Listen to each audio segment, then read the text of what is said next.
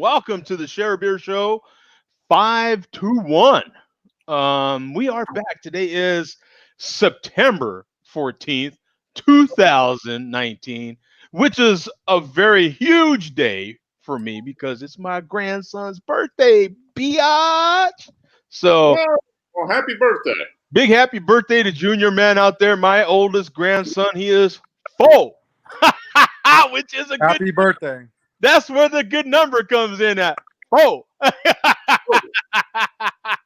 or like he would say,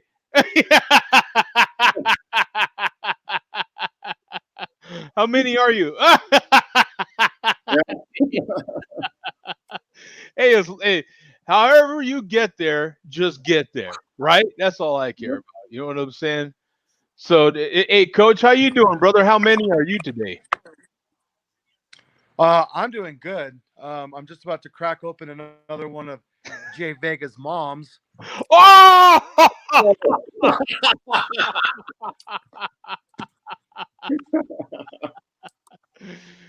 And long time no see from the ultrasonic man. Hola. Hola. Doing excellent. Have beer from Arizona to drink tonight. I don't know how I got that, but it showed up. That's amazing. How did you get that stuff? No. Met some guy in a dark alley in Denver and gave me this beer and said, "Be careful." How did he give you anything else? Oh, yeah. No, he did. He gave me this piece of glassware. Yeah, yeah. Nice. Glass for full appreciation status. Nice segue. Beautiful segue. We have the official. Shall we show this stuff right now? I'm going to do the close up right now. We've got the Yeah. official CBC glassware, baby. Right here. That is what's up. The official CBC's beer removal service. That's what's up now. The official first CBC labeled product that is out there. What do you think, Coach? That's legit. That is legit. Oh man. I was wanting to know if you were coming here. I was going to personally hand you yours. Oh man. Those are cool. Good job, gentlemen. Good job. I dig it. How was your drinking there, Mark? Give us a breakdown on how that, Yeah. I'm just about ready to open the can. Thank you very much, Joe. Absolutely. That up and we brought. Luckily, we had extra luggage space because I brought back some beers, and Joe was kind enough to smuggle some beers up from Arizona. So this is the Tombstone Imperial Stout with coffee. Yeah, you're gonna like that one. 10.5%. Yes. So I'm gonna open it up. Baptize the CBC glass. I've got to split this though because the boss is waiting with her glass too. And that is a set of glasses there for the other CBC that is off camera. Yeah. Yes, the boss. Yeah, the censor. Yeah. Everything is appropriate. Yeah. Yeah. Well, there we go. That's dark. It's got a nice mocha colored head. Looks not lots of tiny little bubbles in it. Tiny bubbles. Tiny bubbles. And the aroma. Roasted coffee and just roast with some coffee. It's not all coffee. And some really dark chocolate. So very good. I got to take a picture of this. Yeah, it's got mostly like a roastiness to it with you can definitely smell coffee. At least I was getting coffee. Yeah, no, it's there, but it's not overpowering. Yeah, exactly. All right, I got to take a picture of this because unless I get to Arizona, I probably won't get any more of these. All right, I should say, and I won't get any more until I go to Arizona. How about that? Be more positive. All right.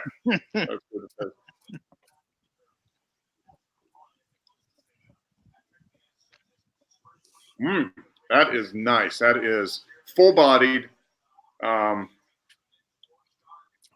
a nice mix of just good malt roastiness, Mhm. some coffee, really, really dark chocolate, cocoa almost, not like milk chocolate. Mouthfeel is fantastic. This is a really, really nice beer. Fantastic, good stuff. Yeah, I'm glad you liked it. I thought that one was quite good as well. Yeah, no, it's very, very, very tasty. It's getting I think it's going to get like a 4.25 for me. I mean, it is it's a solid, very solid beer. Thank you, and it's perfect, and it's made even better. Who knows what it would taste like in a lesser glass? But Exactly. Man, my screen's freezing up. Let me refresh here. Oh, what the heck is happening? fantastic beer. Thank you again, Joe. It's stuck on Mark. I like it though. That's Yeah, a good looking image. yeah. I'm going to break the internet here pretty soon if we don't get off my face. I don't know what. Hell, my whole computer's stuck right now, man. Oh, whoa! I just rebooted the damn thing. You got It's, Mark and got the Crusher back over there. wow. Well, Mark, take it away. All right. Well, while Joe takes a small break to deal with technical difficulties, he can't control anything. So, honey, grab the whiskey. We're going to do shots. Exactly. Whole thing's going to hell. This just turned into a podcast. Nice. My whole damn computer is locked. I think it's the awesomeness of the beer in the CBC glass that probably just broke it. It's turned into Mark's photography spot. Yeah. I think Bum, I'm just scared. I can hear you, but I can't see you. Where are you, Bum? Where are you? Coach, I can hear you, but I can't see you either. I can hear everybody, but I can only see me. Okay, I wonder if share screen doesn't work. Let's try. Nope. I was wondering if I might switch it up. You know why you've taken over the screen, Mark? Because you're the ultrasonic man. That's right. That's true. Yeah. Coming to you faster than the speed of the internet. I'm so fast, the internet can't keep up with me. This is crazy, man. I don't know what the hell's going on. It's not. Well, whatever's happening now is still better than what happened 3 weeks ago. Yeah. Right. Yeah. I haven't had a single problem. I rebooted before we started the show. You know what I'm saying? Everything was all good. I mean, completely the whole damn thing. Everything's stuck. It won't do anything. I'm trying all my shortcuts to try to close stuff. It's not. Nothing is working. I can't even end it. You know what I'm saying? I can't do anything. Oh, there it goes. There we go. There it is.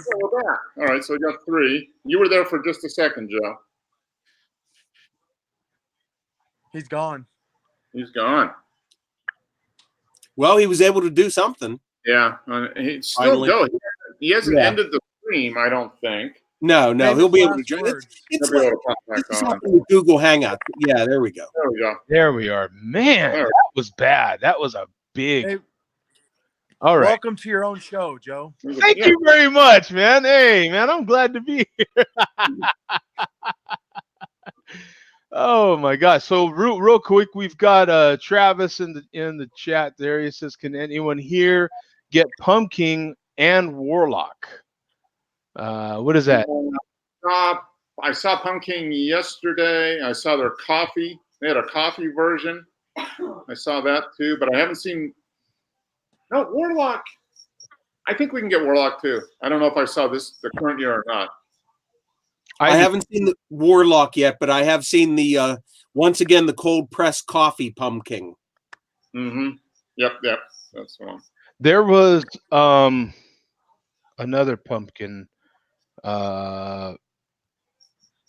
beer I was looking at. Damn it! I wish I could remember which version it was, but it was a different version. But yeah, I've seen pumpkin for a little while already. I thought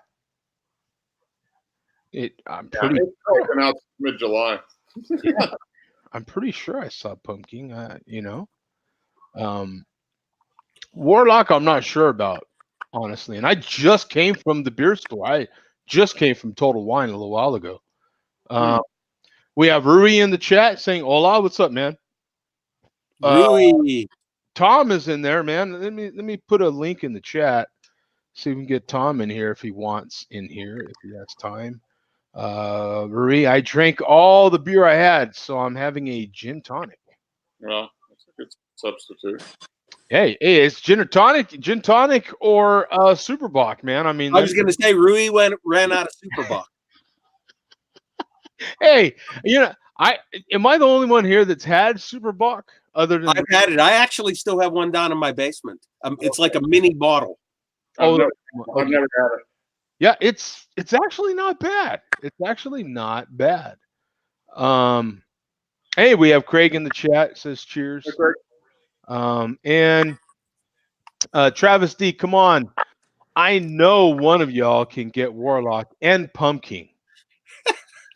Read Vega's comment. That's what you guys do. Let me see. That's what you guys do. Pumpkin.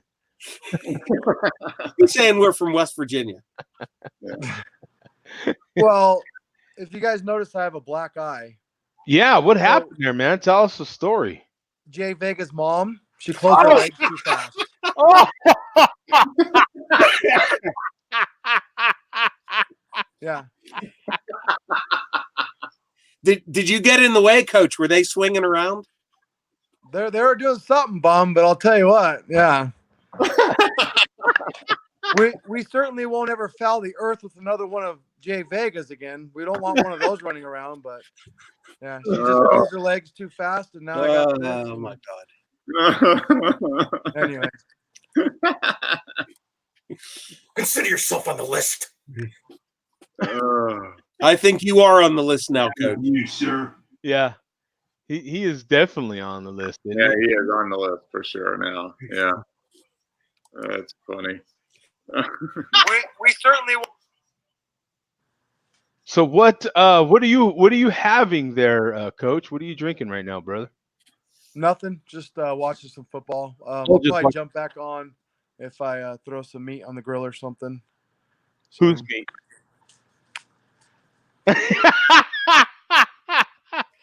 You're gonna say you're gonna throw some meat somebody's way? Yeah. Whose meat are you throwing? Yeah, what's I guess the breakdown on that meat. Let me I'll take off though. I'm gonna make some room for some more worthy gentlemen. So you're always worthy, Coach. You're always worthy, yeah. Yeah, absolutely. Yeah, you're always worthy. I'll talk to you guys soon. Okay, man. Coach. Appreciate it, brother. So let me share this Imperial Stout. I didn't get a chance to share that with all the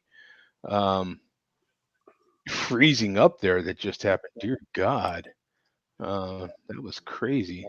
So little intermission music there. There we are. So it's the coffee. It's just the Imperial Stout with coffee from Tombstone Brewing. Mm-hmm. Boy, I haven't logged this one. I don't remember it saying Presta, the one that I logged. But in any case, 543 total, 26 in the last 30. Our first canned stout, rich, intensely bready and roasty, with a delicate fruitness. This surprisingly smooth stout features Ethiopian coffee from Presta Roasters in Tucson. 4.16 bottle cap rating. I would definitely go along with that. To me, it even has that little bit of dryness, if you will, from some of that coffee, I think. Or it has like a dryness to it, if you will, which I like. I'm gonna get to a beer. I'm gonna type in one that I just picked up, and it's my first time having anything from this brewery, Against the Grain Brewery. Oh yeah. Against the Grain. You familiar? Yeah, it's available around here. You don't have the brown note, do you? I have the, what is this, 35K? Okay, I don't know that one. Oh, it's not popping up. So it must be a different name. Huh. It says 35K on the can. Uh-huh. Against the grain. Huh. Wiggity. I don't know. Let me show you the can and then you tell me which one it is there, Bum, because I'm not sure right now, I guess. But this is the can that I have. Okay, I have not seen that one. But it says 35K right here. I could have swore that's how they sold it. It has a date of 1/4/20. So I would assume it still has some nice, but it's a 7% ABV beer. Out of Louisville, Kentucky. This is weird, isn't it? I mean, 35K stout beer, it says.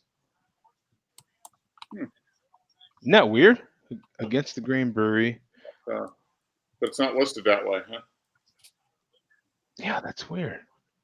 Let me type that in here again. I wonder if it's like 30. I wonder if they actually spelled it out. 35,000 maybe, or 30. No, that's coming up 530 Brewing. Let me just type in the brewery and see what I get, right? Yeah, that's what I was about to do. Yeah, here's against the. Oh, here it is. Why? Well, why didn't that come up before? That's weird. Untapped is funny when you type in things. Yeah. So here's Against the Grain. Let me see. So 35K Against the Grain Brewery. Wow, that's it. So it's classified as a milk stout on here. 28,000 total on here. 306 in the last 30, 7% ABV, 26 IBUs, and a 387 rating. Not your typical jelly of the month club beer. Dark roasted malt and bittersweet coca and coffee flavor and aroma burst from this pitch black milk stout.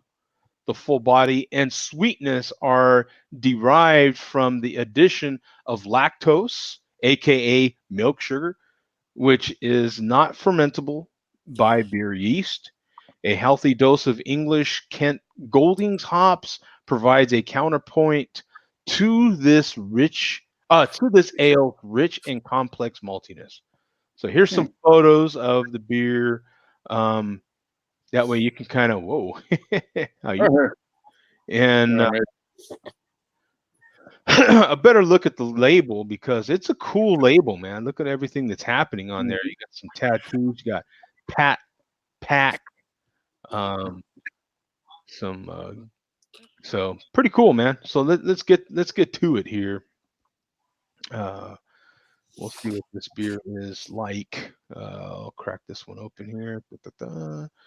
Here we go. Let me get my beer emergency towel because I've already had one fail on camera already today. So I'm going to be a little more proactive on this. And I am using my new IKEA beer mug. Look at that. Right. Boy. So we've got 16-ounce can. This will be the test of how much this will hold. I'm saying 15 ounces or so. So we'll see. Just cut my nails, of course. No smoke, no nothing. Pretty fresh can. You know what I'm saying? Going pretty hard in here, baby. Oh, yeah, baby.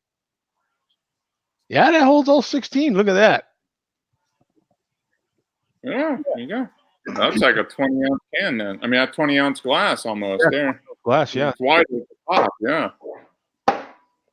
And I don't know if we talked about it here. I think we did, but the Tappa to get rid of the bubbles is not necessarily when you're having draft beer. It's mostly canned or bottled, right? Yeah. That's when you seem to get the tiny bubbles, and a nice tappa can help. So there's a close up of the beer. It's another dark beer. I mean, you just from looking at it, you couldn't necessarily tell the difference between this one and the one Mark just poured. Yeah. Oh man, that is good. It's on the lighter to medium side, as you can see. They're spinning around there in the glass. Mhm. Um, you definitely do get a sweetness. It definitely does have. You can get the lactose in there, but it's not overly done. It's just right, actually, in my opinion. Mhm. Hmm. The 7% is hidden nicely, but you're still aware that there's some alcohol in this. Yeah. You know what I'm saying, it's pretty good. It's got a nice big bold roastiness. I'm getting more of a malt roastiness, and then some coffee, more like brewed coffee, if you will, not necessarily uh a roasted coffee. What do you call coffee, bean? Yeah, not Mhm. not a roasted coffee bean, but a brewed coffee. Does that make any sense? Brewed, not the roasted bean, but brewed coffee. So Yeah, what? you know what I'm saying? Not the type of smell you would get when you grind the beans, Mm-hmm. but the sort that you would get when you would have coffee that's brewed hot. Okay. Yeah. No, there's a difference mean, between the aroma of the ground beans and the coffee. Yeah. I was going to say, meaning it doesn't smell quite as good. You can't beat the ground coffee bean smell. Yeah, the ground. Yeah. Ground coffee is much stronger. Yeah. Kind of. But with that said, though, at the same time, there's a dryness that comes to that flavor that Mark is more so getting. I think Mm-hmm. like the flavor of coffee you're getting in that beer is more of that uh grinded coffee bean sort of. Yeah. It's a little closer to Is that. that, or is It's a little more. It's a little more fragrant on the coffee and not the. Yeah. I don't know how to describe it, but you're probably. Yeah. I think you're right. not It's so a little bit. much actual brewed coffee. It's more, so if you're having a hot cup of brewed coffee, you're getting different stuff. It's here or there, but that's what I'm getting out of this thing. I would call this a 4. I think it's good. I would give it a rating better than that 3.8, that 3.87. But Mm-hmm. if anyone's had this, I would love to hear your opinion on it. It feels to me like I would love to see when this beer was added. Um, how come I'm not seeing that on here? Maybe it needs to go back one. Usually they show that, don't they? When it was added, On Untapped, yeah, it's there somewhere. it's usually right on top or something, isn't it? I'm not seeing it for some reason. Huh. As a matter of fact, Oh, okay, here it is. An hour ago. I'm trying to look for it because this might be a new beer. You know what? Because all the listings so far are September. Yeah. So this might be a new beer for them. Especially if you have not heard of it and it's available, the brewery's available. Yeah, every rating in here so far that I can see, and I'm not going to go through all of them, but so far all of them are from September. So I wouldn't doubt that this beer just released, Yeah. for this year. Now going through the other variants, there's one for literally every year. Okay. Yeah. So they do one each year then. Which is funny, Mark, because in the description it says that there's a coffee flavor. Now you have the 2019, which is probably just brewed for this year. Mm-hmm. You have the 18, you have the 17. In 2016, they said the 35K with coffee. So maybe just different. And then they also had a 35K just 2016. So I wonder with that one. I wonder if they changed it in 2000 because the later ones don't say with coffee; they just say 35K, right? Yeah, 2016 was the only year. In 2015 looks like the first year possibly. Okay. So maybe they just changed 30. Maybe they brewed it with coffee and are like, okay, this is much better. And that's just going to be the recipe moving forward. Yeah. 35K is always going to have coffee in it. No, it wasn't just added. It was added at 6/30 2019. So I wonder if they added it then, but just released it now. Like maybe that's when they got label approval, so they added it. I don't know. Stretching, man.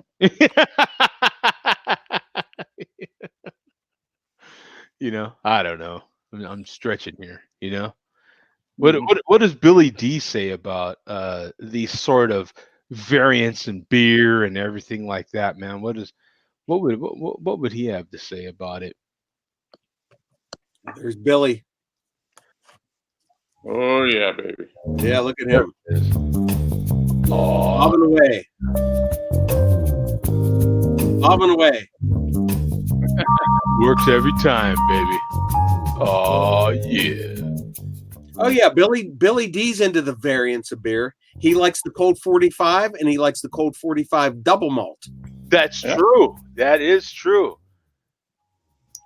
And the Cold 45 high gravity. Yeah. Yeah, 45 variants. Yeah. What's that, Joe? He might have been the pioneer of variants. Yeah. Yeah.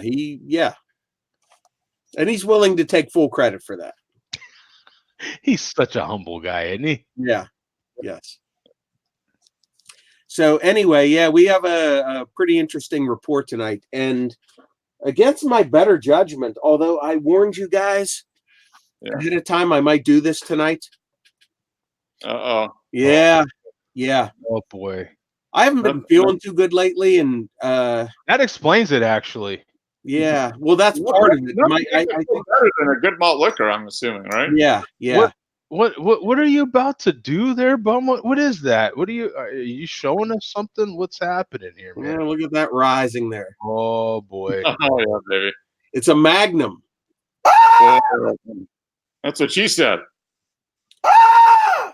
It's a Magnum, a 42-ounce Magnum. And amazingly enough, Magnum is not the only product. Beer is not the only product that I buy that contains the Magnum name. There's a few other products that I have to buy that contain the Magnum name. I think cold like blue. It's got the temperature. It's got the temperature indicator on it. So look at that. Like with many Miller products, it's blue when cold because you're too dumb to know when it's cold. Exactly. So this is my first ever plastic 40-ounce bottle. All right. Listen to the. Geez, it doesn't have the same sound, does it? Hollow. Yeah. Hollow light sound. So here we go. 42-ounce bottle of Magnum. This is not available in Pittsburgh. I brought this back from Detroit. Oh, okay. Cool. Okay. There we go. Smells good. Like I said, I have no sense of smell or taste right now. So what a perfect time to drink a 42-ounce Magnum malt liquor. Absolutely perfect.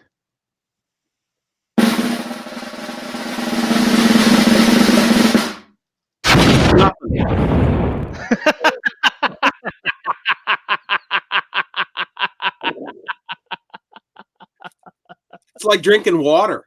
I can't taste anything.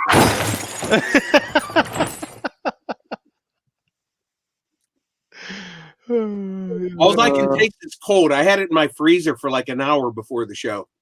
Okay. Yeah, another thing that Bummer Fred, whatever your freaking name is, Bum.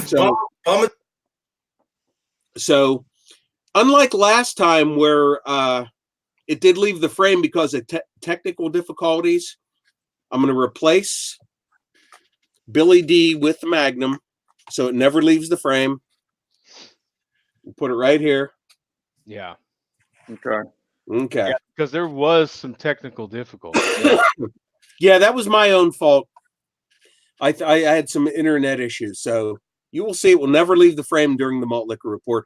Although it will leave the frame because Joe will do some screen sharing here. So Mhm. I Well, can't win. It's a no-win situation. actually, no, it won't, because I will share the screen. Joe, for a half second there, it left the frame. Oh, that's true. See, I can Yeah. share the screen like this though. Okay. Well, it doesn't matter. It's already invalid because Oh, there was a half second where it left frame. oh boy. But we'll leave it to the malt liquor referee 209 J Jones to decide. Issue an official ruling. Yeah, but we will press on here. Okay. So, By the way, Jughead says he's drinking a King Cobra. oh, Jughead. Mhm. Oh, tell Jughead that I said hello to Archie and Reggie Mantle and Veronica and Betty. And Jay Vega says, malt liquor is the medicine for your sickness. Yeah. Well, I'm not going to argue with that so far. So we'll get to the news here. And Bub uses magnums for a shower cap.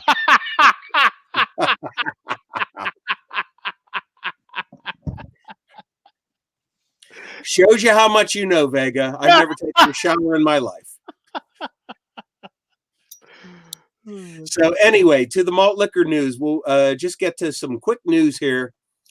2 weeks ago, we reported on 40-ounce Fear.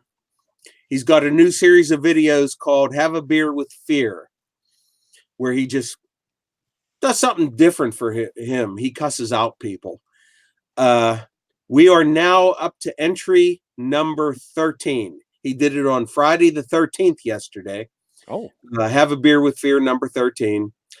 But Fear has also started a new series of videos called F Words with Fear, where he drinks a 40 and he picks his a favorite F word, and in that video he just discusses that F word. And Just the F word. yeah, yeah, and it's the F word of his choice. And entry number 1 was flannel, so he was wearing a flannel shirt, and he discussed flannel that entire video. Oh. So there's going to be many future entries from Fear in this series. I'm sure including farkles, flatulence, fat chicks, etc. Oh, okay. So it's not just the obvious F word. It is Right. It is a particular Any word that begins with an F. any word that begins with an F. Okay. Okay. So, wow, it's amazing how amazingly non-horrible that tastes when you have no taste bud. Yeah, when you have no taste buds and it's ice cold. Mm-hmm. Okay. Making good progress on it there. Yeah. You're about a quarter of the way through. Yeah. So anyway, to continue, we do have a little bit of share beer hate here. There wasn't a whole lot in the last 2 weeks, but we got a little bit from Falstaff. Oh, Falstaff. Okay. All right. Yeah. He's the wise one, right? The smart one. Yes. He's the wordsmith. The wordsmith, yes. Yeah. So I'm pasting the link in the chat, Joe. Okay. We will copy said paste and paste said paste.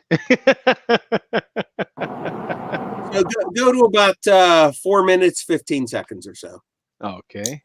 Here we are. We will go to 4:15. We'll go to about 4:10. Yeah, it's fine. On the corner in the freezing cold, and I stay fresh You hear it? down into the sneaker soul. Yeah. When I stop my shit, rock, see your speakers blow. The Casanova, more flavor than Fashion Nova. The casket closes.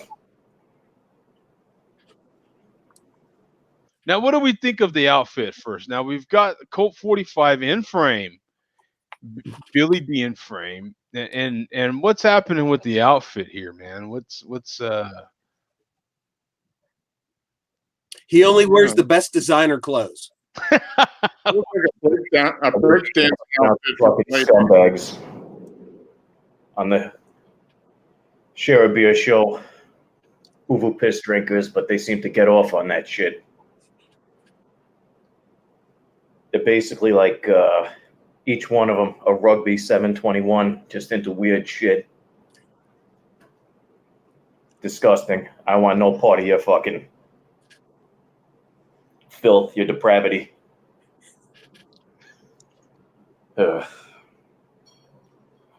Low energy video today, people. I'm fucking tired. he just didn't have the Yeah. energy to give it his all there, huh, Bub? No, I have to explain when he referenced rugby. Rugby is somebody who, if you watch any MLDC DC videos, when they burp, if they don't say Farkles, they'll say rugby. Rugby is a YouTube. I don't think he has any of his own videos, but Rugby will comment on malt liquor videos, and Rugby enjoys hearing burps. Whoa. So that's like, I hate to say it, but it's almost like a fetish of his. Rugby enjoys hearing the MLDC burp. Whoa. So that's the reference that Falstaff made. Oh, okay. We're like the Rugby of So, you know. Do you understand the reference there, Mark? Is that Rugby gets a weird thrill out of hearing these guys burp. Oh, okay. So All right. Falstaff is saying that him cussing out the Share a Beer show, we get a thrill from that. Yeah. Like Rugby gets a thrill from these guys burping. We actually do, don't we? Yeah. It makes my entire week. Really. Yeah. It does. Yeah. We actually, yeah. So there might be something to that. Yeah. There might be something to that. I don't know. What does Crusher say? Is that Crusher behind you there, Mark? What does he say, man? The chairman put him to sleep. Oh yeah. He doesn't have the energy. Yeah. If Falstaff ain't got the energy, how's he expect any of the Share Beer cats to have any sort of energy at all? Yeah, that's right. Yeah, I mean they're gearing up. They'll come to life about an hour from now. Yeah.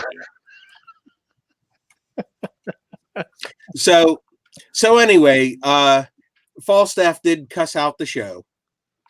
Yeah, at least we got something. At least Yeah. there's something. Now we need to get them to pay respect, because anytime there's a burp, there should be a no charge, not Yeah. just, what did he say? What was it? What did he say it was there, Bum? It was a what was the guy's name they said after? Oh, Rugby. Rugby, yeah. What the hell is that? It should be no charge, not rugby. What the hell? I don't know. That's completely disrespectful. But at least Falstaff, shouted us out at least. Yeah. We got that at least. Appreciate the love. Yeah. So the next link here, and Joe, I will leave it to you at your discretion to play this as long as you want to. Our friend Mr. Rayner, Oh boy. the Incredible Hulk. As we have seen, Mr. Rayner has various guests pop into his house from time to time. Well, we have a new guest in Mr. Rayner's house. His name is Wang Chung. So I have the link pasted in the chat there, Joe, if you want to click on it. Cobra. There we are. Wang Chung. Oh, look at the mask.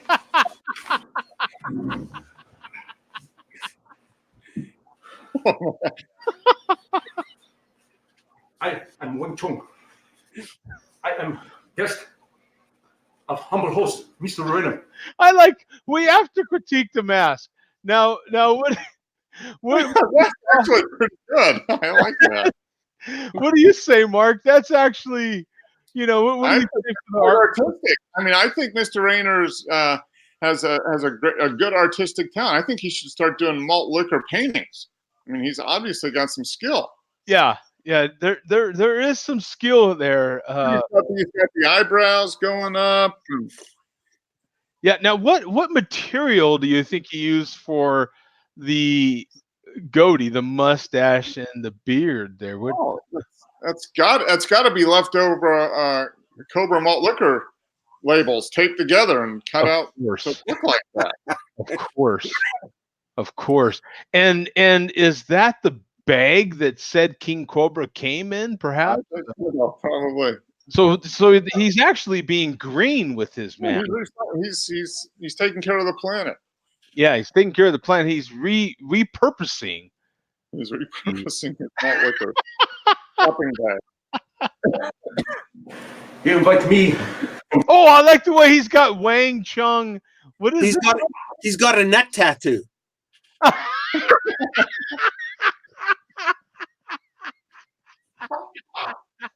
Oh man. China, I'm very precious and honored to be here in America.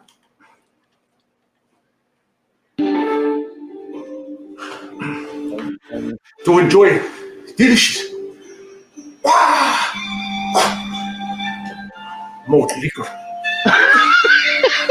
Look at that one. He sounds like the Chinese restaurant workers in a Christmas story. You know, when they're at the restaurant at the end. In case you forget my name, I have these great foods. It's delicious malt liquor. Never had it before. It would be so wonderful for me. It's refreshing and cold. No smoke. Let's try it now. Oh, how does this work? Let's see.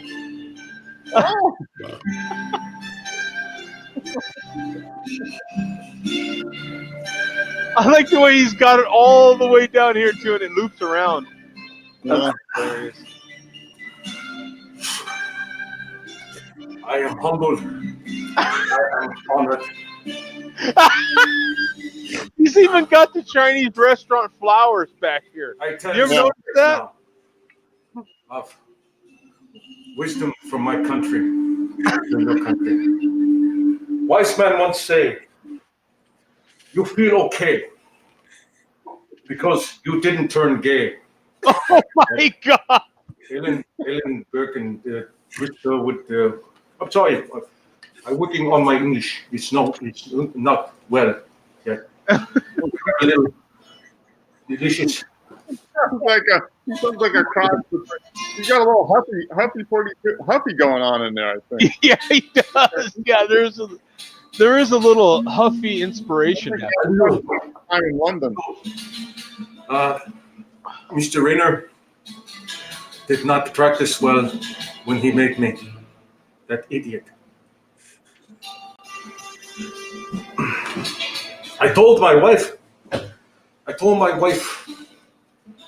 I wanted some noodles for supper. She thought I said poodles. They were delicious too. Did you know it's the year of the snake? The snake, in other words, it's the year of the dwarf. The dwarf. Or the year of the cunt.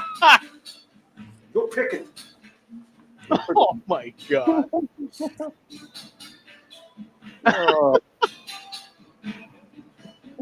Well, that was pretty good. I think we got Yeah. That was pretty good. I got it. Okay, that's fine, Joe. If you want to end it there. Okay, boy. one more malt liquor report for tonight. All right. So we will now get to the photo that I emailed you. Oh, okay. If you want to share that photo. Yeah. Let me pull And it up here. yeah, this is kind of like a special investigative malt liquor thing tonight.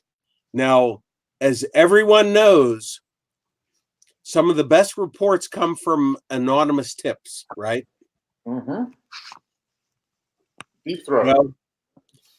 Well, we the malt liquor report received an anonymous tip from someone who obviously will remain nameless. Oh, protect your source. Protect Yes. your source. Yes, I can never reveal my source. No, you have to protect Yeah. your source. Yeah. So the photo that I shared with you, Joe, if you can share that. Now, as we know, the chairman of the MLDC, Steel Worldwide,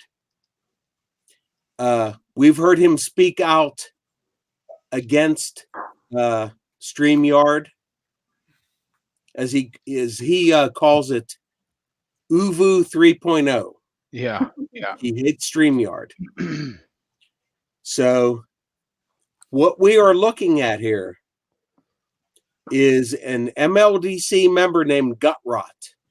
Okay. And there's got Yeah. And admittedly, Gutrot is a lower level MLDC member.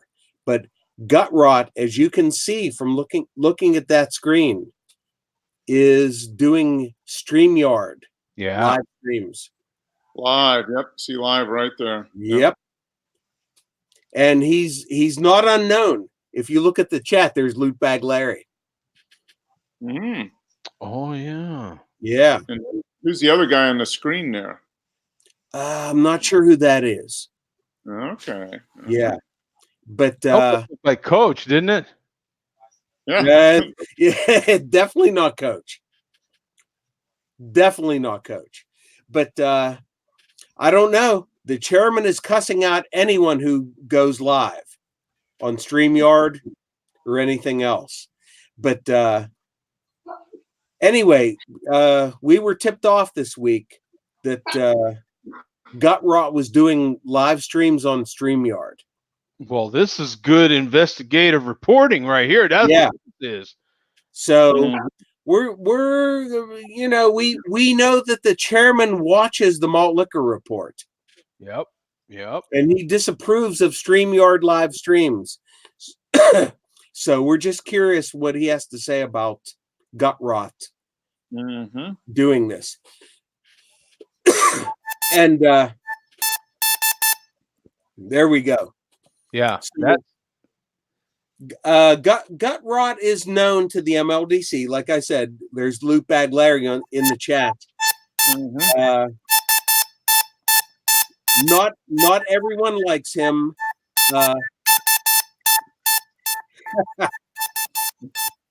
40-ounce fear refers to him as cunt rot. Of course. So anyway, there's your investigative report. Actually, the person who tipped me off to this, I have a feeling that he just doesn't like Gutrot and he wants to see the chairman cuss him out. Yeah. Well, I mean, and so do I. I mean, why not? Yeah. But we have good investigative reporting. That's how it is. Right now he is the Antonio Brown of. Oh my God! What a comparison! Right now, Gutrot is the Antonio Brown of the MLDC here, man, of the malt liquor community here. Oh, yeah. Right?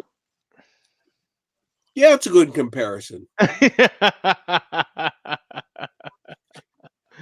Yeah. Well, thank you, Bum, for bringing us all of that. Appreciate Yeah, it.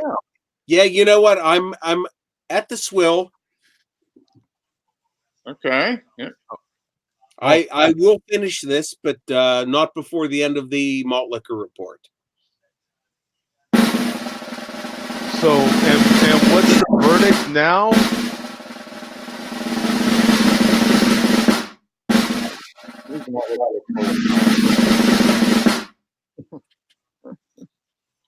Uh, I still have a little bit left, but press on, Joe, with the rest of the show. Well, thank you, Billy D. We appreciate it.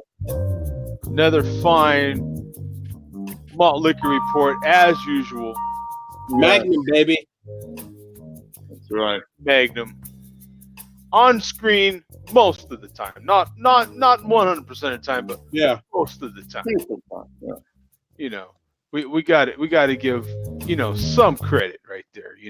So appreciate it there, Billy D. Thank you very much. Gut rot is in the chat. Shout out to gut rot. We do have gut rot. Wow.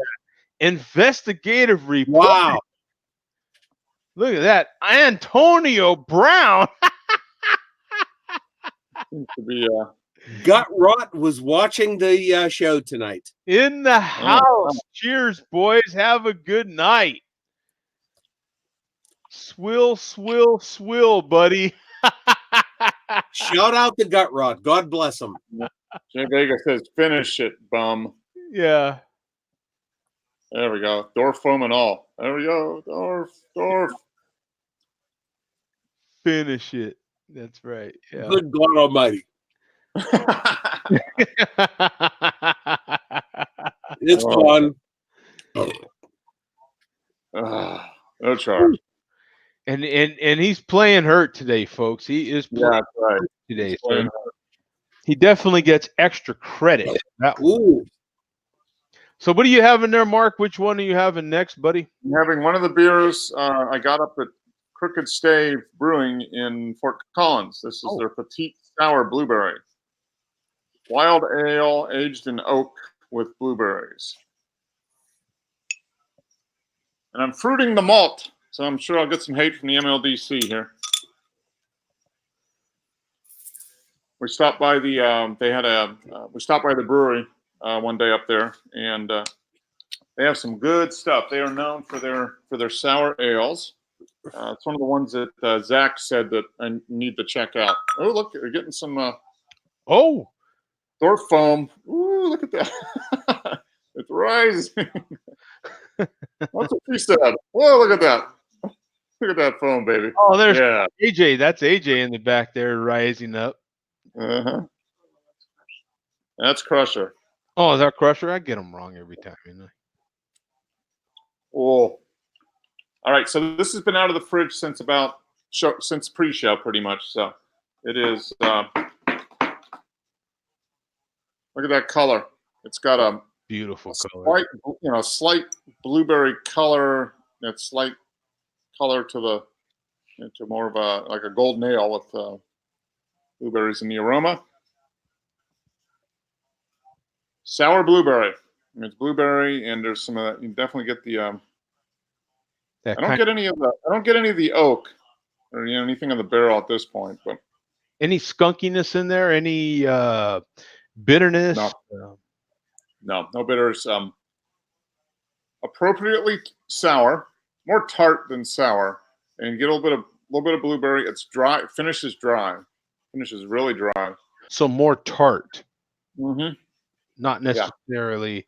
Yeah. I'm trying to figure out ways to describe sour. You know what I'm saying? Yeah. I mean, it's because that's becoming another obvious. It already is. It's not become. It has become an obvious, huge variant of beer. Yeah. And so I'm trying to, just like we try to break down coffee and what we're getting with coffee, because one coffee beer is not like another most of the time. So trying to break down sour, like is it skunky? Is it bitter? Is it You know what I'm saying? Just trying to get that broken down for our. I think the best way to I think the best way I can think of describe it is how if it's really sour, super tart, it's really gonna pucker. You're really gonna feel it. Yeah. And then what the flavor is. So this is got the definite blueberry. It's Mhm. dry and it dries out in your mouth and the tart, but it's not. There's no sweetness to it at all. Let me share the screen with folks so they can get an idea of what this beer is all about. We've got 2.5%. Petite Sour Blueberry, Mhm. Crooked Stave Artisan Beer Project. Mhm. And they're out of where, Mark? We're out of Fort Collins. Fort Collins, Colorado. We got 20,000 ratings on here. This is just the general rating here, folks, not the breakdown for this specific year. So you've got 189 total for in the last 30 days, 5.5%, 10 IBUs, and a 403 rating. Mhm. Golden Yeah, Sour Ale with blueberries is the basic description. So here's some photos. In case you didn't get a good look at Mark's, there's some. Ooh, look at that one. Yeah, that gives a nice color to it. Yeah, it's got that. Mine isn't quite that. Well, it's close. It's a little darker than that one, but I mean, it's definitely got that blueberry color to it. And I like sours. I mean, the sours are one of those things that you either like or you don't like. Oh, that one looked nice in that glass there. Yeah, this. Mm-hmm. Yeah, yeah. No, this is really good. I got a couple other bottles too. Maybe I'll have one next week or maybe the week after. You know what? The color reminds me. Well, this looks like what we saw on camera here. Mm-hmm. This looks like what we saw here of your beer. You know what I'm saying? Okay. Yep. Yeah, that But does. in person, it's looking more like this one right here compared to this one, right? More Yeah. this good one, which is now the color of this reminds me of that cherry beer, that Cherry Creek Crick that Mhm. I was having last weekend. I was killing that beer. That beer I thought was pretty good. That beer was actually, I thought it was pretty damn good. I'm gonna crack open another new to me beer here, that I have not had at least. I don't know if any of you have, but the Rogue is this No, I've never seen that before. Oh, Rogue Rouge. Rouge? Thank you. I knew I was doing that wrong. The Rogue Rouge, the Brute IPA, blended with Pinot juice. Is that how you say that? Pinot. Pinot. Oh, Pinot. Oh, Pinot Noir. Pinot Noir. Peanut. Pinot Noir. Yeah, Why that's do a they great. do that? I'm gonna say PN juice. Ha. Okay. Peon juice. Yeah, PN juice. Right? Yeah. Right. Why do they do stuff like that, man? Why do they do stuff like that? Well, noir is French for black. Yeah, it's they should just stop already. Oh, this is good. It's got some got some floaties in it down here too. So Oh, does it really? that's always a bonus. Extra protein and B vitamins. Whoa. Careful. I'm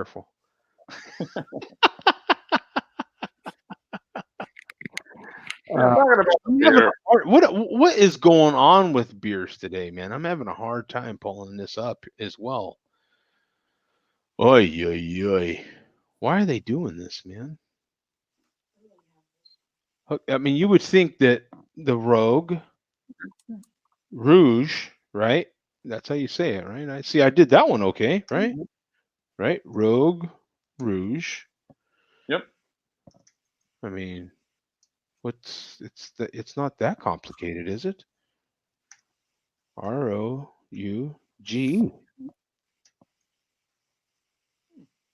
It should be there, but it's not. Man. What are they doing? Is it that new a beer? They haven't even listed on Untapped yet. We just had a problem with this with another beer, right? Maybe I should type in Rouge Brut IPA, maybe. You know?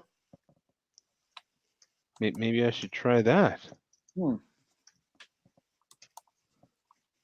Ah, there it is. That's hilarious. That's exactly how they have it listed. Rouge Brut IPA. Okay, here we go. We are live. Here we go. Like the thing is like the guy at the counter was like, "Bro." Yeah, he was like, "Bro, what up?" Hey, like, bro. Yeah, bro, what up, bro? Bro. Rogue Brut IPA. We got 1,700 total ratings on here. 166 in the last 30. Don't want any other. 7.5% ABV, 25 IBUs, and a 349 rating.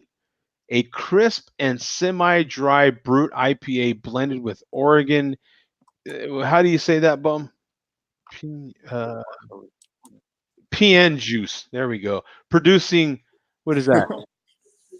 Pleasantly complex and unique aromas and flavors, finishing hoppy and delicious. Oh, yeah. And we've got some photos of a marching band. Someone that is having that very cold. Oh, someone having an appropriate Rogue glassware. Glassware. So, Nice. yeah. Picture. Ooh, I need one of those stemless Rogue glasses. Yep. Cool. Hey, that looks like the Sharp beer glass right there. Nice. Close to it, at least. Yeah, pretty cool. All right. So time to pour this one and get with it, man. Get busy. Here we go, man. So I guess I will use my stemless wine glass here that I just acquired from newly acquired from IKEA. Here we go. Let me get the keyboard out of the way at least and my mouse out of the way. Crack this open. No smoke. No nothing happening. I don't think I should have to go too crazy on the pour to get a nice head out of this one, baby. Yeah. Got a nice head out of that anyway. I went pretty wow, it didn't take much of a tap to get rid of the bubbles on that one either. There's just a lot of carbonation in this one, being that it's champagne based. Is that what that is? Or is that wine based? No? No. Probably want that grape. Yeah. Is that well, it can be used either way, but yeah, it's normally just a wine. Yeah. okay. So it's mostly wine based. So yeah, I think overall wine has more. Does wine generally have more carbonation or no? Just that particular grape, maybe. No. Wine has champagne has a ton of carbonation. Champagne's no. Regular wine should. If wine has carbonation, then you probably don't want to drink it. yeah, I got you. Okay, yeah, you did. Pour it out of the bottle. It's probably more vinegary than wine. That's for sure. Yeah, okay, that's right. All right. Yeah, this has a grape-ish smell to it on top of some fruity kind of hoppiness. You know what I'm saying? It does smell clean. It does, you know what I'm saying? It's not getting actually a whole lot on the nose. Actually, you're getting some sort of grape fruitiness in there, but not a whole lot more than that.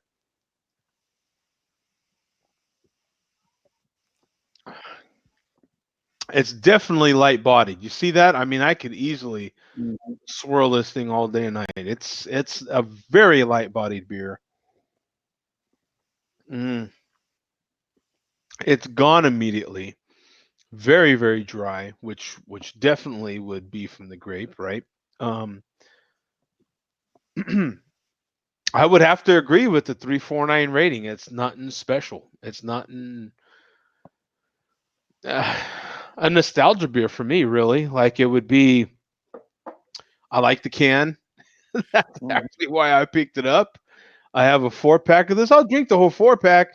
It's not going to be a struggle to drink it. It's It's a pinky out beer for those that don't necessarily,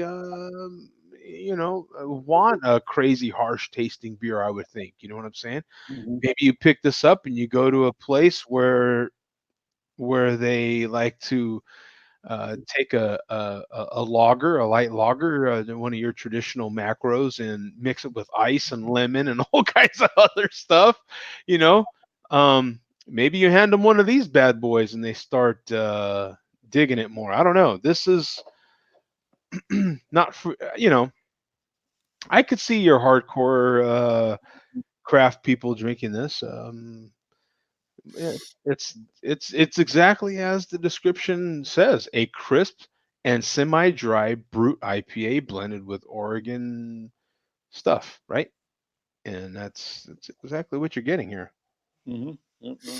Oregon's one of the states for Pinot Noir. They supposedly produce some of the best Pinot Noir wine, so that'd probably be a good place to get. And Rogue's an Oregon brewery, so it's a You're good match. definitely gonna want this cold. You know what I'm saying? You're definitely gonna. It's warming up on me now, and this isn't a beer to have north of 50 degrees. You want this in the low 40s. You know what I'm saying? Drink it cold, man. Drink it. Don't be scared. You know what I'm saying? This to me, this is one of them beers that should have one of those blue labels on it. When it's blue, drink it. If it's not blue, don't drink it. You know what I'm saying? It's uh, you start getting some of that bitterness and stuff once it warms up that ain't gonna be real friendly to you, real good to you, especially in a can this size. You know what I'm saying? A full pint. Once you open it, you're committed, and Yeah. Yeah. Enjoy it quickly. Enjoy it quickly. Exactly. Yeah. But with that said, and it's a 7.5 beer, which is that kind of high for this style? Brute IPA, no charge. Brute IPAs. I'm gonna look up I this. don't know. Yeah, I mean, like a regular IPA is, that's 6 to 7 to 8%, and Imperials are usually 8 and over. Okay, you've got. I'm looking at this Sierra Nevada Brute IPA, which I've had. 6.2. I'm gonna go down a list. Just give you some numbers. Just you got 6.2, 6.7, 7, 6.3, 6.8, 6.7, 5.8, 7.5. Blame it on the monks. Huh. A 6.8, 6.4, 8. Extra Stillwater. That's from Stillwater Arsenal. A Brute IPA. Have you ever heard of that one? What's the name of it? Extra from Stillwater Arsenal. Huh? No, it's got like super dry. Yeah, it's got like a brown label. None of these beers, by the way, is even well. There's one that's close. The Brute IPA from Old Nation Brewing Company, which is it's one of their Woodshed Pilot series, so far has the highest at a 3.9 rating. All the rest of these beers aren't rating very high. This isn't a style. I'm seeing 3.2, 3.4, 3.5, 3.6, 3.4, 3.7, 3. You know what I'm saying? Like it's not one of those styles. If it's done right, it's a little bit more flavor than water.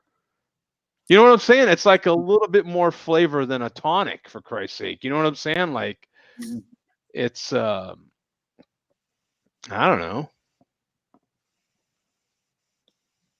It's one of those deals. Like what do you I don't know. It's not anything you're going to be like, dear mama, I just had a Brute IPA. It is one of the best things I ever had in my life. Like it's not going to happen, like it's your that. loving son Joe.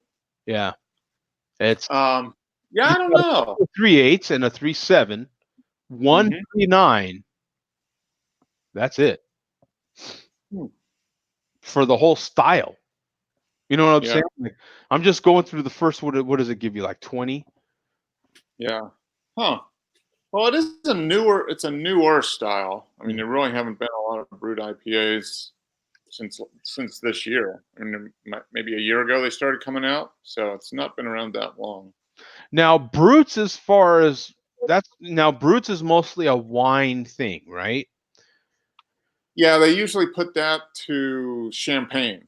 To So brut and extra brut, and that's how dry it is. So That's brut is like dry, extra brut is extra dry. extra, right? So if it was a Brute, that's extra dry.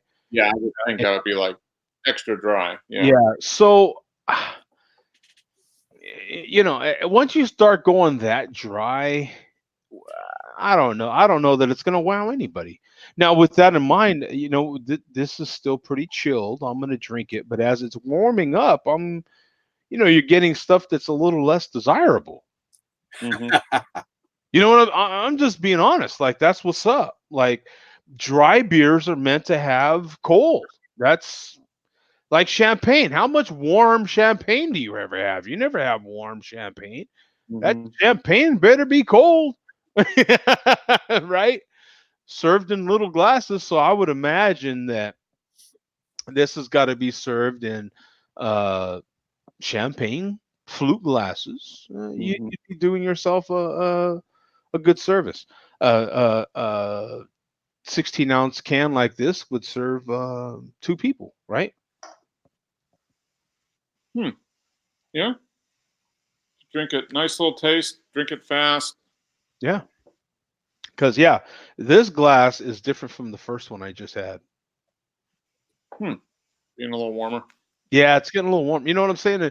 Which don't bother me because I'm expecting it. I know what to expect. But from a drinker that isn't, and let's say it's explained to them somewhere where they bought it, hey, this is going to be like a champagne. This is like a wine or champagne, Mhm. and that's what they're expecting, and they're getting that. And maybe the first glass, and like, oh, okay, this is decent. It's not too much of an aftertaste to it, of course, because it's super dry. And then that second glass is like, wait a minute, what the, you know what I'm saying? Um, so what? How you feeling now, Bum? What are you drinking, brother? Actually, I'm Are you on to anything else, or did that malt liquor just He's savoring the Magnum. yeah. You know what?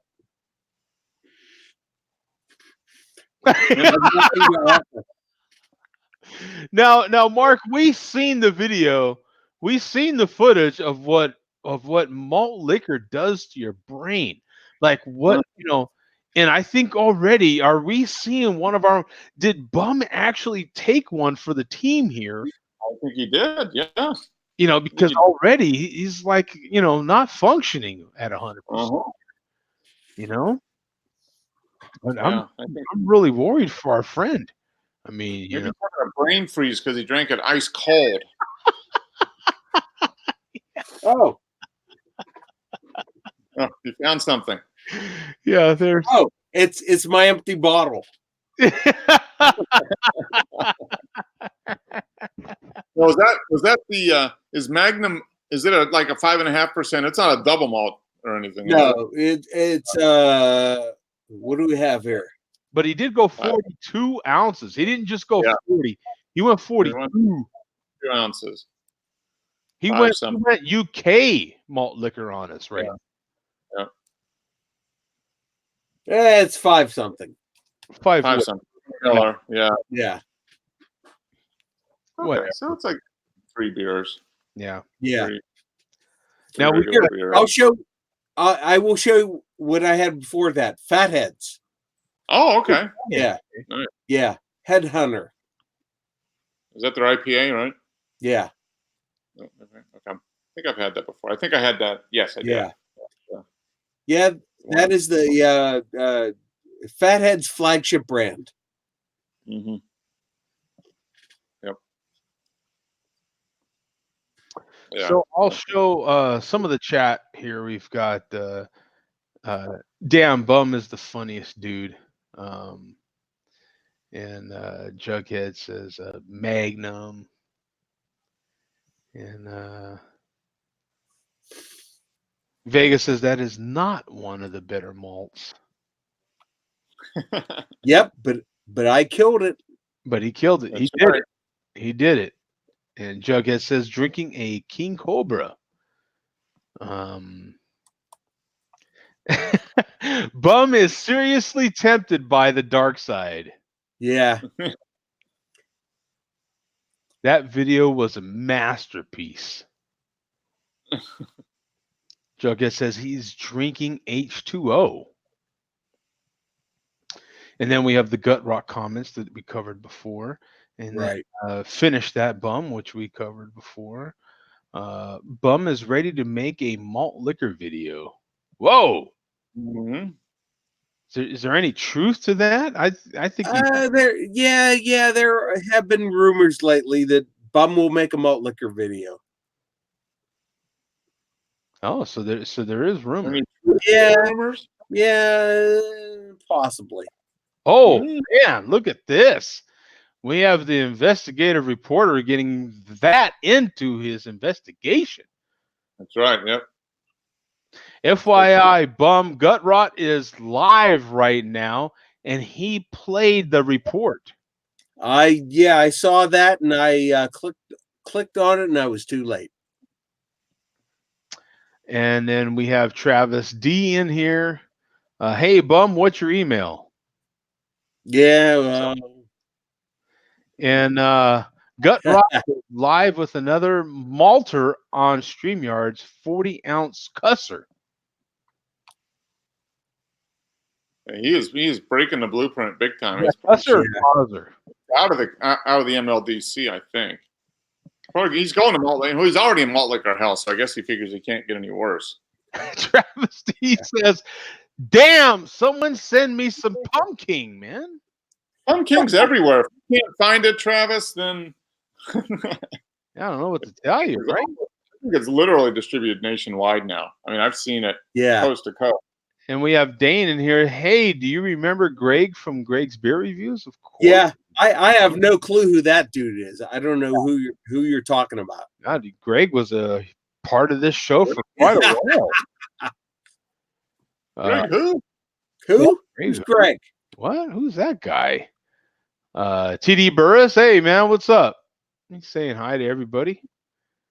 Good to see you again, brother. Yeah, that's Greg, by the way, for any of those don't know, don't remember, because God, it's been easily over 5-6 years ago now, but he was a major part of this show easily for, I don't know, a year or two. Oh, Greg, yeah, major. Yeah, he was a major part of this show for an easy couple of years. He would jump on there and have a cigar and split a beer, I think, or something with his wife, right? Yeah. Cigars. They do cigars quite a bit too. Yeah. So. And Greg is still doing his reviews. Mm-hmm. Yeah. His health issues there, Bum. What's last I saw, he's overcome those. He's fine. Mm-hmm. And real quick before we go out, I think I'll cover the NFL scores. We've got a few minutes here left. Cover week 1 real quick. What do you say? Bears Packers. The Packers came out on top on that one. That was the Thursday nighter. 10-3. Chiefs Jaguars 40-26. Woo! The Chiefs really laid one on the Jaguars on there, and that was the Chiefs on the road for that one, with the Jaguars at home for that one, and they took that ass whooping right there. Boom. Falcons Vikings. Vikings on top at home, right? 12-28. And the Browns. What happened with these Browns, man? We kept hearing about, crowning these guys already. The Titans, man. Who's the Titans quarterback? The Hawaiian guy. I'm forgetting his name. But I mean, 43-13. I mean, that is getting crushed, absolutely crushed at home. Mhm. Oh man, I can't remember his name, but that is getting your ass handed to you right there, son. What do you think about the Browns, man? They were supposed to be all of that and a bag of chips this year, weren't they? And I mean, They're going back to their regular ways, I yeah, guess. the Browns are the Browns, right? I mean, that's just what's up. The Bills looks like a close one over there in New York. Came on top 17-16. Ravens Dolphins, look at that. Man, 59-10 on the Dolphins. Now, some people are in the know or trying to say the Dolphins are trying to lose on purpose and all that, but they're throwing the season, but the players aren't. I can't believe there is nothing that to me that would say that a player is going to get on the field to just throw a game. Give me a break. Players play, man. Players play. Players. Now the GM and the management may have set the team up so they don't have the best players on the field, but the players that are out there, man, they want to win that game, man. They're playing for their own livelihood. Yeah, that's right. That's right. But 59-10, damn. And that's from that quarterback. I'm trying to think of the Ravens quarterback's name. He's that running guy, right? I mean, he runs a lot, doesn't he? Or he was, and now he's turning into a pretty big time passer, isn't he? But he's quick at the same time, isn't he? The Eagles come on top of the Redskins, 32-27. The Rams, look at that, 30-27 on the Panthers. Schooled them, but then the Panthers played again this past Thursday night, and man, all of a sudden I'm forgetting the Panthers quarterback's name, but he laid an egg over there, didn't he? I mean, the Panthers just don't look. When they played us, they looked halfway decent. But boy, on that Thursday nighter, who did they play? They played the Buccaneers and they lost 20-14. So that's 2 losses back to back for the Panthers. The Colts lost to the Chargers 30-24. The Bengals, Seahawks coming on top on that one, 21-20. The Cowboys, 35-17 over the Giants. Any remarks on that one, man? You had that running back come back from Mexico and everything, signed that big fat contract.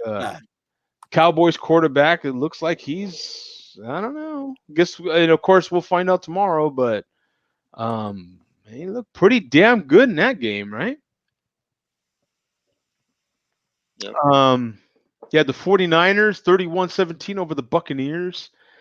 Man, what happened with that quarterback? Tampa Bay's quarterback was supposed to be all of that, right? Didn't he win the Heisman and everything? And then he comes into the NFL.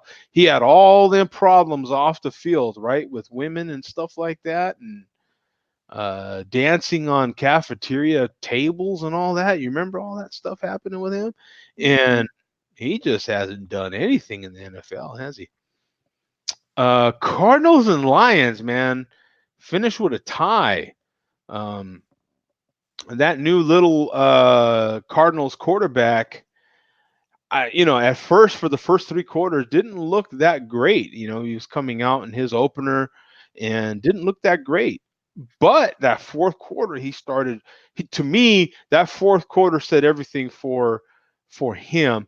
He kind of showed that he can learn quick, and he had a damn good fourth quarter. Bum, you care to take this one? 33-3, the Patriots over the Steelers.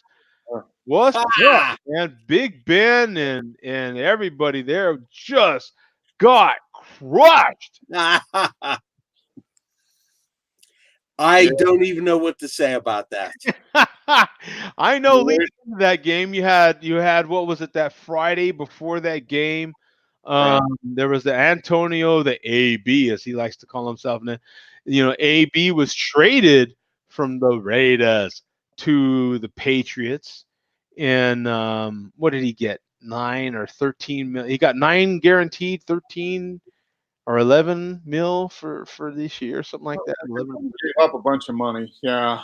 But everybody thought he was going to get to play his team again, his old team, the Steelers. But that didn't come to pass. Well, it didn't work out that way. Brady absolutely showed that, dear God, he is still Tom Brady. And then you had who was it? Deion Sanders that came out this week and said that Big Ben will retire sometime during the season. What do you think, Bum? Did you hear that? Yeah, I heard that, and I think Deion Sanders is just trying to generate. I don't know. I don't even know what you would call it. He was just trying to generate buzz, right? Just trying to buzz happening around him, right? He just Deion's being Deion, like he always has been, right? Right. Trying to get some of the limelight. Saints over the Texans to 30-28 right there. Saints over the Texans. Another game where it looked like they say, I don't know. I'm a Rams fan. I was raised hating the Saints. I have always hated the Saints. We'll continue to hate the Saints. That is we used to be division rivals before they realigned the NFL. We used to be in the same division, and I've always hated the Saints. That's the way it was for us old school Rams fans. That was before they redid the NFL like it is now currently. So all this crying about, the Saints almost got screwed again. No, there's a reason why they wore them brown bags over their heads for a long time. It's always been the Aints. But in any case, they came out on top, 30-28 over the Texans. The Texans are one of those clubs I feel bad for, man. They've had some really good teams over the years and just can't quite look how close to 30-28. They just can't quite get over that hump. I just feel for them sometimes. Granted, when they're playing the Rams, I hope they don't get over the hump. The Raiders, the Oakland Raiders, the last year of the Oakland Raiders.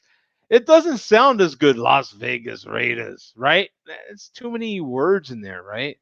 You could go Vegas Raiders. That has a ring to it. That has a buzz to it. But in any case, I think out of all the teams, the Raiders really needed this win in week 1. They came on top of the Broncos 24-16. That was a big, big win for the Raiders, I think. Yeah, it was. Because I think the Raiders, if they lose, then it's nothing but, boy, don't you miss AB. Gruden screwed up again. Look at another player that he gave up and this and that. They would have been hammering Gruden and the Raiders this week. But hey, they pulled it out. But they had a serious loss, right? What did they lose? Their wide receiver or their tight end? One of the two, one of their big prospects that came out of training camp this year, they lost to a knee injury? He blew out his kneecap or something. Yeah. In any case, that sucks. That's what happens to the Raiders. But the only game you've had so far, week 2, is the Panthers and the Buccaneers, and we talked about that. Buccaneers come on top, 20-14. And that begins week 2 of 17 of this NFL season. So, you're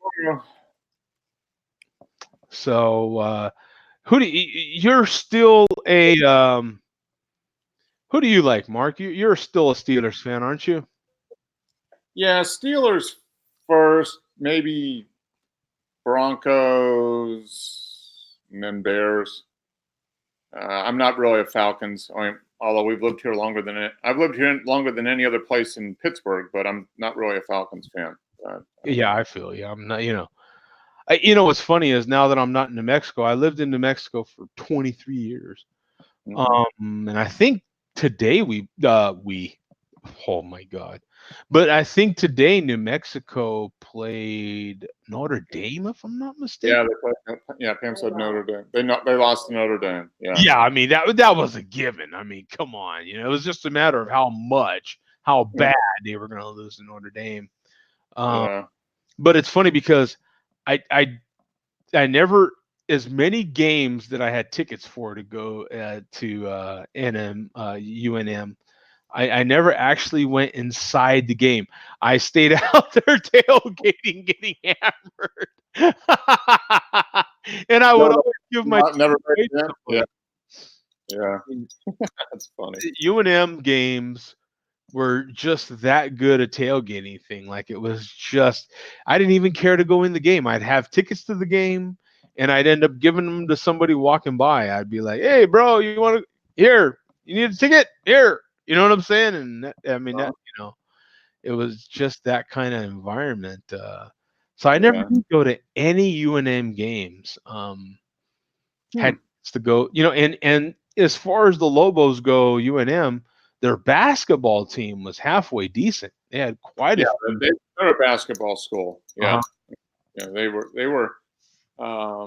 Girls and men's basketball, they were Their really expectation was to make the NCAA tournament. I mean, they were good enough on a consistent basis that you would expect them to make the tournament. yeah. And I And think there was that one time when they had Kenny Thomas. Kenny Thomas, that this is going back, I don't know, 10 years at least, but Mhm. a minimum 10 years, I would say now. It's probably way better than 10 years. But those years that they had Kenny Thomas, I think they made the Elite Eight. It was at least a 16. Yeah. They That was their deepest Sweet run, I think. 16 a couple of times. But in any case, basketball was definitely better Oh yeah. than football.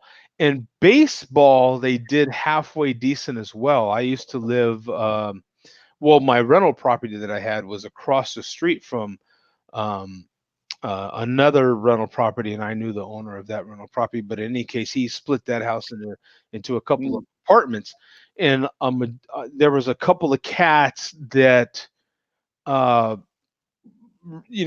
rented those apartments that were part of the Lobo baseball team, and Okay. so as I would maintain that property that was across the street from them, I would raft with those guys all the time, and because they were always out there doing whatever, and it was pretty cool that I had a little rapport with them. They would see me, "Hey, Joe," and and we would talk all the time, and yeah, those guys, I got to be pretty good with the catcher, and I don't know, what were they? Man, I'm trying to think back of like the left fielder or something, but I got to know a few of those guys, and it was about the time, so it must have been 2004. Okay. It was about the time that I had Isotope tickets as well, so I was getting to know quite a few of the players from the Isotopes at that time as well. Yep. With AAA ball, that's the beauty of AAA ball. You have an opportunity, if you're a diehard season ticket holder and you go to a lot of games, you have an opportunity to get to know some players and to hang out with some of these cats and actually have a meal or invite them to your house. And it's pretty cool, man, to get to know a pro ball player like that. It's pretty cool. And then when they get called up, it makes it even that much more special because you already have this relationship going with that player. And it's pretty cool, man. You don't break that trust for anything. Like once you have that going, it's pretty damn special. Yeah. And I had that with one player. It was pretty cool. It's the reason, little hint, it's the reason I got to hold an Olympic gold medal. It's the only hint I can give you as to what player it was. But I got to hold an Olympic gold medal in my hands. Have to go. Olympic gold medalist that played for the Isotopes. Okay. No, didn't play for the Isotopes, but had a relationship with an Olympic gold medalist. Okay. All right. But and ended up marrying her, and she had Oh, she was but Yeah. in any case, a lot of fun. So I, with that relationship, I got to know her just slightly. Not, I'm not even gonna pretend like but it's pretty cool. Is what I'm saying. It's what I loved about minor league ball was, especially on the AAA level, because them cats are getting ready to go up. Like they're right there, and hmm that was a lot of fun. Once they hit the majors, man, you've got to do a lot of stuff to get to know a player on that level. Like it's pretty cool. Yeah. Yeah. Hey, we're gonna go here after a game, man. You want to, meet us? And you're like, hell yeah. You know what I'm saying? It's pretty cool, man. It's pretty dope. Oh, yeah. You know, it's pretty special. But anyway, yeah, because I've had Cool. season tickets now with football for I don't know 12 years. And I doubt any of those guys even know my face, let alone my name. You know what I'm Yeah. Yeah. It's like a whole different level. That's between minor league and the pros. I mean, the majors. You know. Especially baseball. hmm Even minor league baseball. I think AAA. What was it? Something like 72 home games? hmm Yeah, they play a few less than the majors. They might play 150 games a year or something like that. Yeah. It's something like that. Yeah, I think it was. I want to say it was Mhm. something in there. Because September is all about getting called up. So, um, in any case, hey, we have let me cover two more comments we have here. I'm here. We have Foamy Head. I'm here with a Santa Fe 7K IPA. I'm not familiar with that one. Okay. I'm gonna have to look that one up here. Good. That must be one that yeah, here it is too. 7K. Hmm. That must be one that they came out with after I left. 7K. I'm not familiar with that one at all. Which is good. Hmm. Santa Fe Brewing has been doing a lot of different stuff. Yep. Yep. Are they getting out your way now, Mark? No. I saw them in Colorado. Fort Collins. Yeah. I didn't buy one, but I did see they did have a couple different beers in the store in Fort Collins. So yeah. So Yeah. they're probably just in the Rocky Mountain states, I would imagine. You Oh, know. that would make sense. Yeah, because they're out here like crazy. I just saw them. Them and oh my God, who's the other New Mexico, the big oh my God. They're the ones I actually like too. And Oh, anyway, yeah. I can't. I'm drawing a blank. I swear. But Marble. huh? Marble. Well, Marble. Yeah, Marble. But oh my goodness. You know what? I kind of wonder if Marble, because I don't see as much Marble as I used to. I wonder if they merged or La Cumbre. La Cumbre. Okay. La Cumbre Brewing. Now, I would say La Cumbre. Now, La Cumbre was just coming up as I was leaving New Mexico, so that's only been 5 years. Mhm. In that time, they have really bumped up. I would say La Cumbre, but with a couple other breweries folding, Santa Fe is still the biggest bottled brewer out of New Mexico. I would say that's just off the top of my head. But La Cumbre, man, they are definitely out there. They are. I would say Santa Fe is the more popular bottler out of New Yeah, Mexico. I think they probably are they the larger brewer out They're of the the two? larger one. Probably. Yeah, the larger one. The one you're more likely to run into. But Mhm. Cumbre, once you find them, they're not far behind anymore. And Mhm. once you find them, you're gonna be like, oh yeah, son, this is because they've got a lot of medals. La Cumbre Yep. has a lot of medals, so Mhm. pretty cool, man. Hey, Yeah. we're out of here. I don't know who's still left here. I think it's just me and you. Yeah, I think so. I think the Magnum got the bum. He had the bail. Yeah, poor guy was playing hurt. You know what I'm saying? All that, yeah, playing hurt and drinking a malt liquor. I mean, that's Yeah, so what else? And he did it legit. He takes one for the team. 42, right. Yeah. 42 ounces of, and then he actually had breaking news, true breaking news. Broke a story wide open. I didn't share Chris Clark's comment here. Sorry. Cheers, guys. Just cracked a "I'll have what she's having" by Evil Genius. I'm not familiar with that one either, Mark. Are you? Oh, I've heard of Evil Genius, but I haven't seen that. Imperial Stout with chocolate and hazelnut. And hazelnut, yeah. Yeah, I'm not familiar with that one. Let me see how long it takes to look it up. I'll have what. Yeah, here it is. Evil Genius. I'm kind of curious about the numbers on that one. Let me see here. So real quick, 24,000 ratings on here, 43 in the last 30, 9.4 ABV, 87 IBUs, and a 391. Hey, solid beer.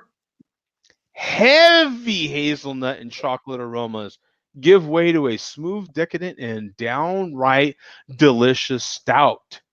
Mm-hmm. I've got an Evil Genius beer in my. No, I don't. Do I? No, I don't. No, I don't. I thought I did, but I don't. I thought I had one in my fridge right now, but I don't. Downright delicious stout. Each flavor is balanced perfectly with our hand-selected specialty malts. Keep yourself warm this February with a glass of heaven. Nice. Great description, if anything. You know what I'm saying?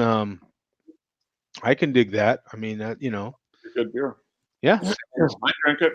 I think that would be no problem consuming that one. Yeah, I mean from that description, there's a couple of things I better get from that description, and it's hazelnut and chocolate. If you have that in your description, I bet, especially with that one, heavy hazelnut and chocolate aromas. Well, they said aromas. So I better get hazelnut and chocolate in the nose. If I don't get that, I am disappointed. To me, how does that affect you, Mark? To me, that if that's supposed to be a 4-star rating for me, if I don't get that, it's a rating. Yeah, it better be there, and it better be there in a well-balanced way. Mm-hmm. It's got chocolate and hazelnut, just not a ton of chocolate and a little bit of hazelnut or the other way around. It's got to be a good mix between the two. Absolutely. Okay, we're out of here. Thank you, Mark, for jumping in. I appreciate it, my friend.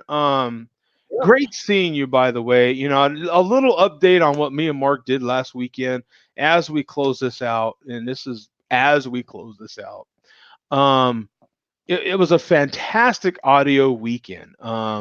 Lots of audio, lots of 2-channel audio, lots of geeking out on 2-channel audio. Real quick, by the way, Clark says that he is getting that for sure. Both those descriptions. But lots of good 2-channel audio. This was our second year going to Rocky Mountain Audio Fest. So we were a little more, what would you call it, attuned to what we wanted to see, what we wanted to do there. Yeah, we were better prepared just because we'd been there once before, so we kind of knew a little bit more about what we really wanted to focus on, which was good. Pretty cool to get recognized by at least one of the people from Klipsch, which was cool. Yeah, and I think he recognized you more than me because you spent all that time on Friday when I was still flying there, sitting there, bugging him on all his speakers. So he's like, "Oh, it's that Joe guy." Yeah. He was like there for 2 hours and had me play all this music last year. Yeah, that was last year. I wish you'd just buy the damn speakers. Just buy them. What are you talking about? Buy them. That guy's bugging the hell out of me. Yeah. Oh, I'll be there without buying some speakers. It was such a great time. It was me and Mark and Pam, which is Mark's wife, and I mean it was a great time. Great weather once again. It was a good one. Yeah. Couldn't beat that weather. And everything's kind of right there, huh, Mark? Everything was in walking distance. When I first got there, it was like, whoa, this is kind of, but it was really, you got used to it really quick, and everything Yeah. within a decent walk. And the Audio Fest was quite a ways away, but it's just a train. We found out that there was a shuttle going to and from the hotel to the train, which was free.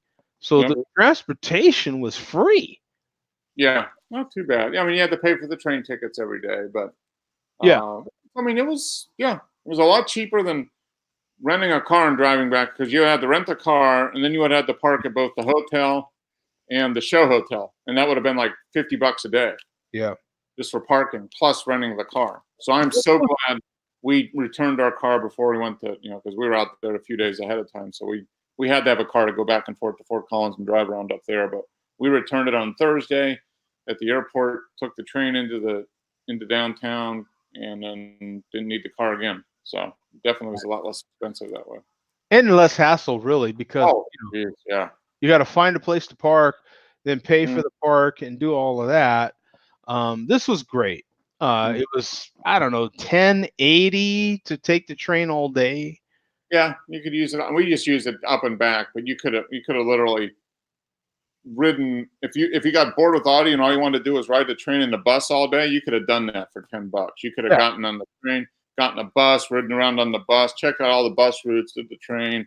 Yeah, you could have gone anywhere in Denver pretty much for $10 a day. So it was definitely a great trip. It really was. So for basically $21, transportation for the whole weekend, and it was tons and tons and tons of beer. Now the beer's costing you real money, kids, but outside of that, I mean, we didn't use a single Uber. Well, I think we did that Friday morning. Yeah. Yeah. we didn't see the shuttle, but we were there. But we only used it once. It was only like $8, so that's not bad. It's not. It still was. Joe skates by with free stuff. I did a T-shirt this year, though. I have my T-shirt. I should have worn it, but I have it. Yeah. So it once again, now there's a possibility that, and it's just a possibility, it's something that entered my skull, was I really want to be able to check out the home theater show, which is happening it's wrapping up as we speak. Tomorrow is the last day of CEDIA, which is the home theater show, which is in Denver right now. A lot of incredible stuff is being released from some of the same manufacturers. I am dying to see. I would really like to at least see it one time. I have a feeling like it'll be similar to GABF, where it's something that if you're into audio, you should kind of see once. So you kind of have at least an idea of what happens there, what's released there. And like you said, maybe possibly go to Chicago. I don't know what that would be like. Yeah, we have to look at that. Yeah, that's. But I don't even know. Yeah. But I would like to. That's the second biggest show, is the one in Chicago, Expono, whatever it's called. Yeah, so. Expono, yeah, and it seemed like a lot of stuff was released there too, and it seemed like a lot of the video that it was a pretty darn busy show. So well, it's a big hotel that they do it at in Chicago. So there's a lot of area for vendors and stuff. So yeah, it's pretty good. I think the one in Denver now, especially at the new hotel, has got the potential to be bigger again. Yeah. It's why I was trying to figure out a way just to do Denver twice, You know what I'm saying? Or just somehow figure it out. But in any case, it's just something that popped in my head. I really would like to check out the home theater show next year, Mhm. but it's just a possibility. We will see how that pans out later. But thanks, Mark and Pam, for showing up. Had a great time with y'all, as I thought I would. It was fantastic. Um, Thank you to everybody that tunes into this show, man. I really appreciate your patience hanging in there with us last week. No show. Uh, as far as I know, I don't. Me personally, I don't have anything the rest of this month, at least. Yeah, no, we're good this month. We got symphony season is starting up again in October, so we're going to be doing that And bowling. once a month. Bowling starts on, but that's on Monday night, so we're Oh, okay. we're good there. But as far as missing share beer, I think 3 weeks from now, I think we got our first pinky out night at the symphony, and then I think it's like what, October, November, January. Yeah, so I think we skipped November, December, but yeah, basically 6 out of the next 8 months are going to be at one week of those. One Saturday is going to be at the symphony. But And Mark picked up some new gear. I picked up some new kit, not necessarily Mhm. gear, but you know, I don't know what I picked up as gear or kit. I don't know. It's not really audio equipment. It's stuff to make my audio equipment sound better. yeah, So, but yeah, but it's in anticipation of picking up new gear at some point right. in the next 6 months or so. I mean, Yeah. that's kind of the thing. If I can get my records, if I can feel better about getting the vinyl clean and better, then I can feel better about spending money on upgrading the turntable. So that's the evil plan, is to do that, and plus getting this now was less expensive, and it kind of took care of my itch for a while, because now I'll be busy recleaning records and everything. So the next thing I'll probably get another cartridge for the turntable, that MP110 or whatever it is. I'm thinking about getting that, and that'll probably hold me off until after the first of the year. I don't know. We'll see. I'm thinking of. By the way, that little issue with my counterweight fixed itself. You did. Did you just fiddle around with it and Pulled it off, pulled it back on, rebalanced, and yeah, it seems like to those little gaskets in there were maybe not set right? By moving it have around, a you got little issue with some hum. okay. I did get new cables. I got a 2-footer actually, which is Oh, perfect. okay. Good. Shortened cable, a better grounding cable, if that's such a thing. Mhm. Um, I think the hum, I mean, you got to turn it way up before you start hearing this hum, but it still wasn't Mhm. there before. I think it's possibly coming because I did switch my power input. So Okay. I'm going to have to pull everything back out, switch my power to the way I had it before.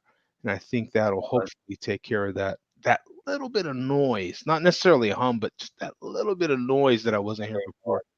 Because prior to that, Mark, I really do, even though I did get a new turntable, I think it's more the cartridge than the table. You know what I'm saying?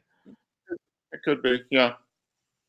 It could be. Because now you have the blue on that new one, right? Yeah. Yeah. I've got the red. There, I think it's a fairly quiet cartridge, but I don't know.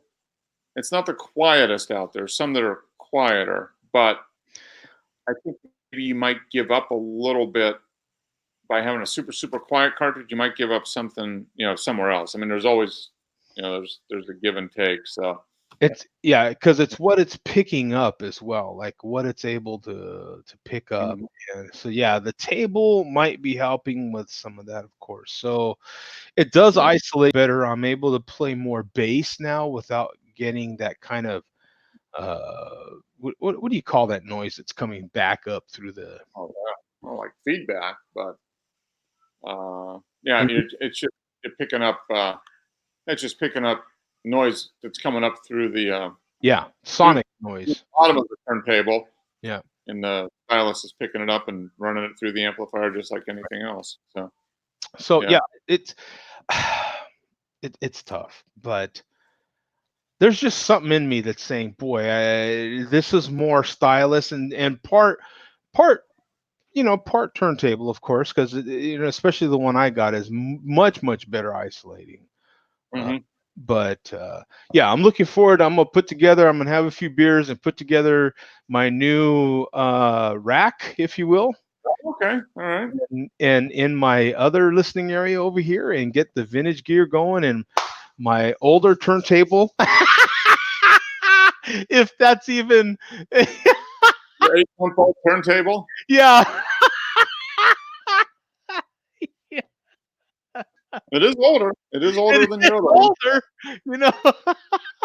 So, yeah. So yeah, I am definitely I want to get that all set up and see how that, because it should play better. I mean, right now it's on a folding table, for Christ's sake. So it should play better, should get better sound, look better for sure. And we're going from there. Thanks, Mark, Pam. Appreciate you guys.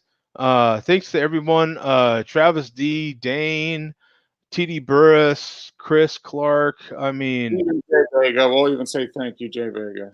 yeah, well, even Rui jumped in here. Thank you, Jay Vega. Bum, of course. Craig jumped in here for a minute. So thank all you guys. Really do appreciate it, man. We'll see you guys next week. Peace out. Later.